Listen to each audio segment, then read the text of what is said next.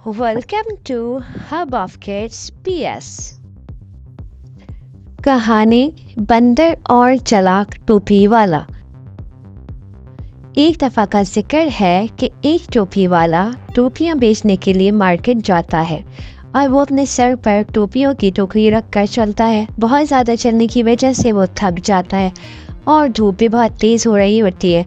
टोपी वाला बहुत थक जाता है और सोचता है क्यों ना थोड़ा आराम किया जाए, और वो एक दरख्त के साए के नीचे लेट जाता है और टोपियों की टोकरी अपने साइड पर रखकर सो जाता है।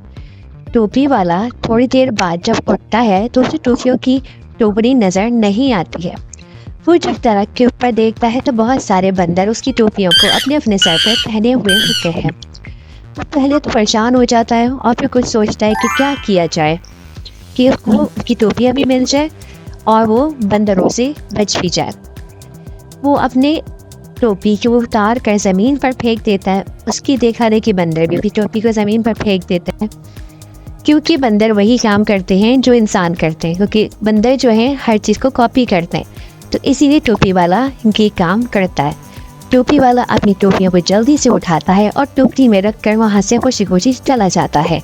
प्यारे बच्चों, इस कहानी से हमें जो सबक मिलता है वो ये है कि हर मसले का हल सोच समझ कर भी निकाला जा सकता है। वीडियो पसंद आई हो तो मेरे चैनल को लाइक करें, सब्सक्राइब करें और मेरी वीडियो को आगे शेयर करें। अल्लाह हाफ़िज़।